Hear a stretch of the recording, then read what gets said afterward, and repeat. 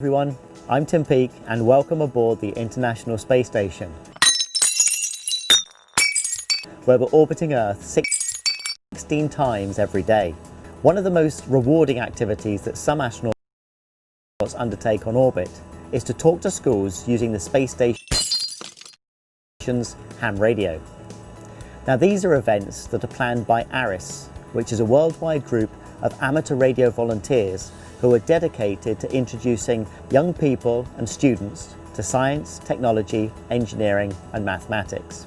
Now this is the equipment here in the Columbus laboratory, which consists of a handheld radio, a headset, and we also have a ham video unit.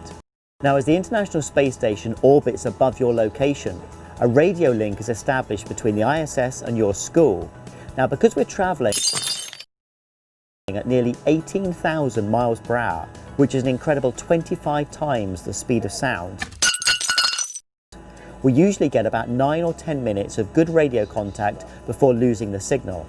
So about 5 minutes before the scheduled start time of the contact, I come into the Columbus laboratory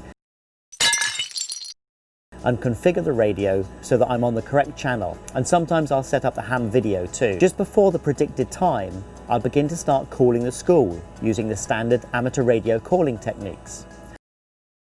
For example, if the call sign of your school was GB4 Fun, I would say Golf Bravo 4 Foxtrot Uniform November. This is Golf Bravo 1 Sierra Sierra, listening and standing by. Now at your school, the radio operator will be listening for my call, but may also transmit and try to call me as well. You'll probably have a much more powerful transmitter on the ground than we have up here on board, so I'm likely to hear you before you hear me. Then, once we can hear each other, then comes the best bit, which is actually talking to the students and answering the questions. Once I've answered all the questions, we use the remaining time to say goodbye to each other and end the connection.